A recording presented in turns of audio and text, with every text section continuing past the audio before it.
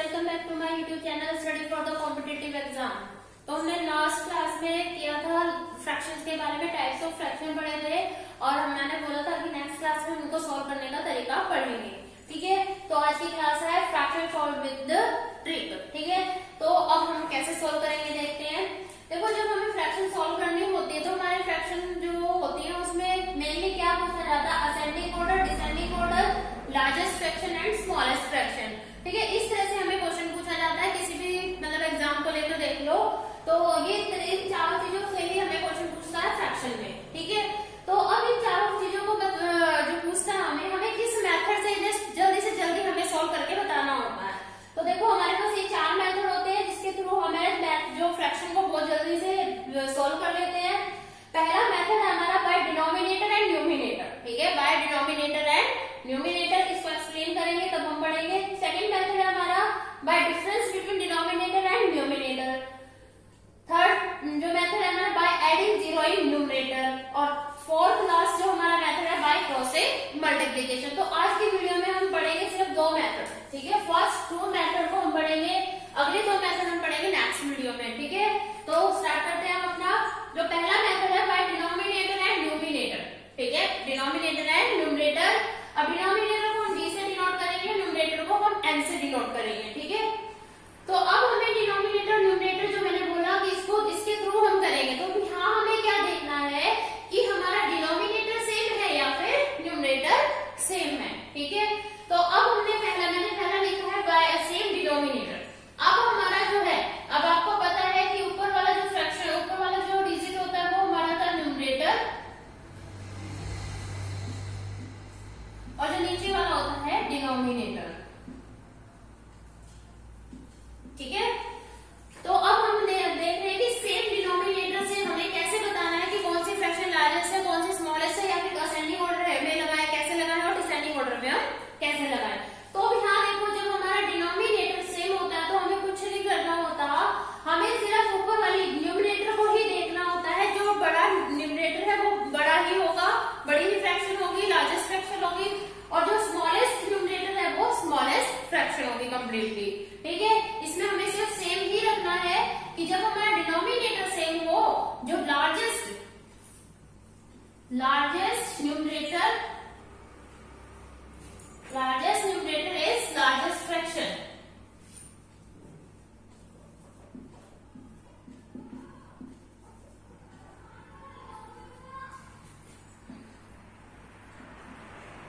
Always largest fraction.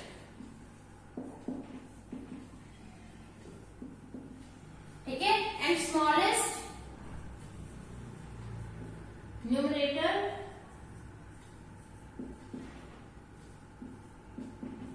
always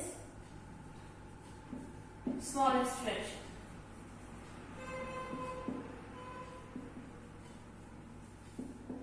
ठीक है, ध्यान रखना, जब हमारा डिनोमिनेटर सेम होगा, जो लार्जेस्ट न्यूमिनेटर होगा वही हमारी क्या होगी, लार्जेस्ट फ्रैक्शन होगी, और स्मॉलेस्ट न्यूमिनेटर होगा तो हमारी वो स्मॉलेस्ट फ्रैक्शन होगी।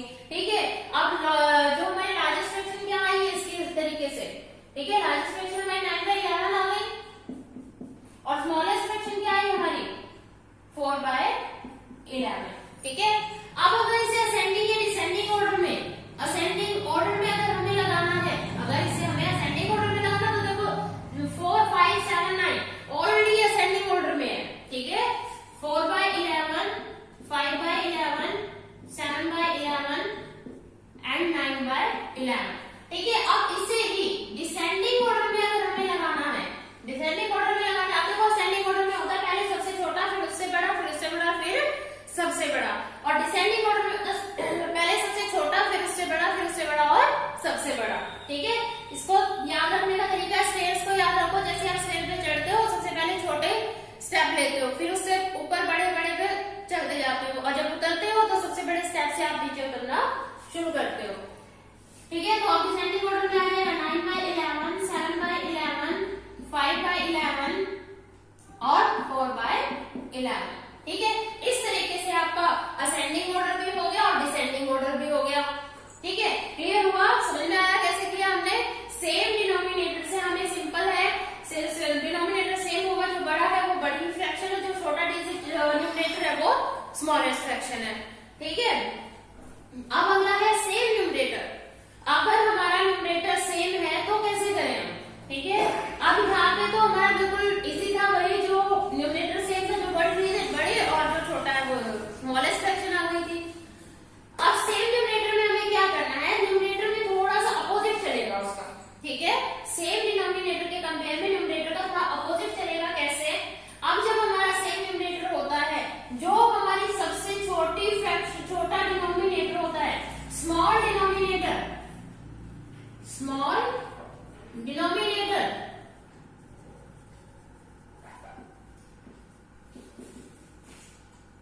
is always largest fraction।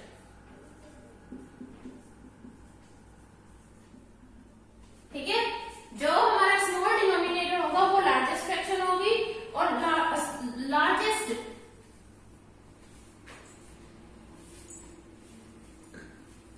Largest denominator is always smallest fraction।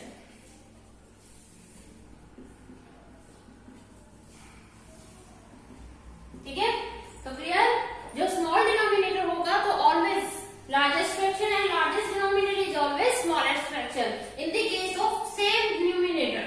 ठीक है, in the case of same numerator के केस में ऐसा होगा अपोजिट। ठीक है, तो अब यहाँ पर देखो, सबसे छोटा डिनोमिनेटर क्या है? 3 है। ठीक है, सबसे छोटा स्मॉल, और सबसे बड़ा मीन्स लार्ज। ठीक है, अब स्मॉल डिनोमिनेटर है तो सबसे जो ये फ्रैक्शन होगी 2/3 क्या होगी? 2/3 क्या होगी हमारी? Largest fraction. क्या होगी? Largest fraction. ठीक, और 2/11 क्या होगी? 2 क्या होगी? Smallest fraction.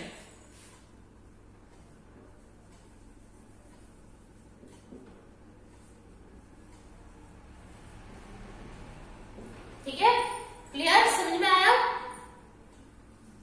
अब आगे हमको इसे असेंडिंग डिसेंडिंग ऑर्डर में भी लगाना है। अगर अब हमें इसे असेंडिंग ऑर्डर में अगर मैं लगाऊं तो कैसे लगेगा? अब देखो, ध्यान रखना, largest fraction smallest fraction largest और लार्जेस्ट स्मॉलेस्ट। ठीक है, अब असेंडिंग ऑर्डर में क्या होता है? पहले सबसे छोटा, फिर उससे बड़ा, फिर उससे बड़ा, फिर उससे बड़ा। ठीक है, इस तरीके से।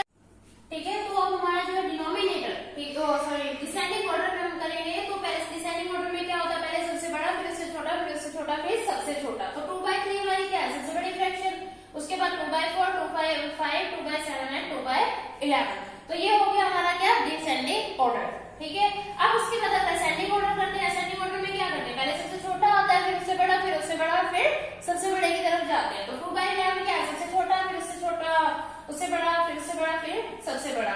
तो इस तरह से हम असेंडिंग ऑर्डर में लगाते हैं। तो क्लियर हुआ, जो सेम न्यूमरेटर से हम स्मॉल डिनोमिनेटर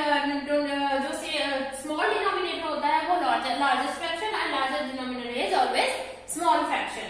ठीक है, अब देखो 2/3 अब हमें पता चल गया लार्जेस्ट फ्रैक्शन का, स्मॉलेस्ट फ्रैक्शन का, descending order and ascending order. ठीक है, क्लियर चारों चीजें?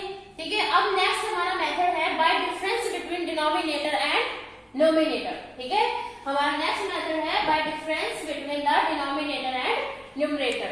अब यहाँ देखो हमें क्या करना होता है, यहाँ पर हमें d माइनस n, क्या करना है हमें? d minus n। ठीक है, d माइनस n हमें करना है। अब हमारा डिनोमिनेटर क्या है? डिनोमिनेटर 15 और न्यूमरेटर हमारा क्या है? 30। तो हमें इसका क्या करना है? डिफरेंस। क्या करना है? डिफरेंस। तो d माइनस n में हम 15 माइनस 13 इज इक्वल टू 2। अब यहाँ पर क्या आएगा? डिनोमिनेटर हमारा 17 माइनस 15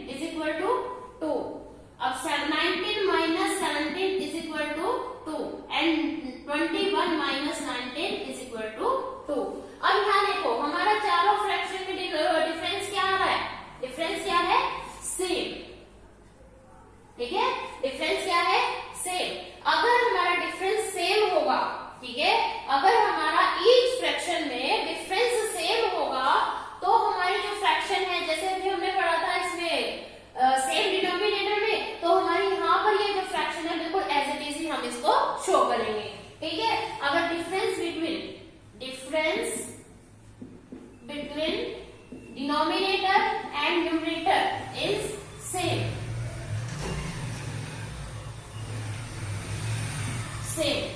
ठीक है, तो देखो difference between the denominator and numerator are same. ठीक है, जब हमारा डिनोमिनेटर और न्यूमरेटर का जो डिफरेंस है सेम होता है, तब हमारा जो बिल्कुल सेम यही काम होता है जैसे कि हमारा न्यूमरेटर जो जिसमें हमारा क्या है डिनोमिनेटर सेम था। तो अब इसमें हमारा क्या है difference between all fraction same. तो अब हमारा 13/15 एंड 15/17, 17/19, 19/21। ठीक है, 19/21। ठीक है, तो अब इस केस में देखो जो हमारा फ्रैक्शन अगर डिफरेंस सेम होता है, जो न्यूमरेटर हमारा जो बड़ा होता है वही हमारी लार्जेस्ट फ्रैक्शन होती है, और जो न्यूमरेटर हमारा छोटा होता है वो हमारी स्मॉलेस्ट फ्रैक्शन होती है। तो अब देखो 19/21, 19/21 जो क्या है हमारी 19/21 जो हमारी क्या हो जाएगी लार्जेस्ट फ्रैक्शन,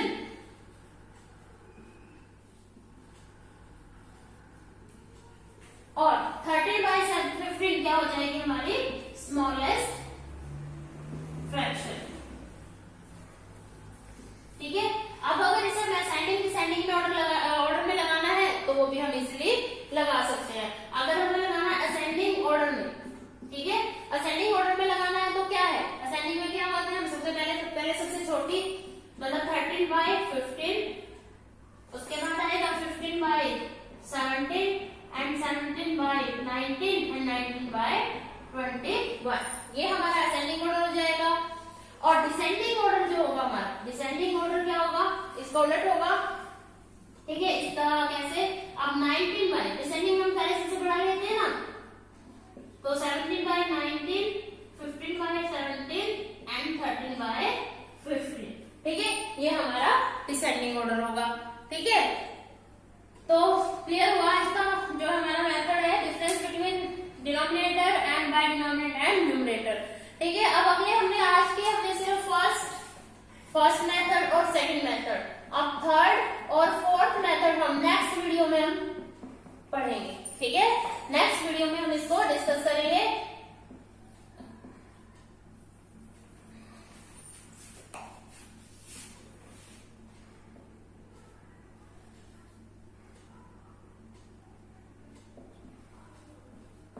ठीक है, नेक्स्ट वीडियो में हम पढ़ेंगे इसको। क्लियर, तो आज की वीडियो में इतना ही। तो बने रहें study for the competitive exam YouTube channel के साथ। तो चैनल को लाइक शेयर और सब्सक्राइब करना ना भूलें, और साथ में बेल आइकन प्रेस कर लें ताकि आने वाली वीडियो की नोटिफिकेशन आपको जल्दी से जल्दी मिल सके।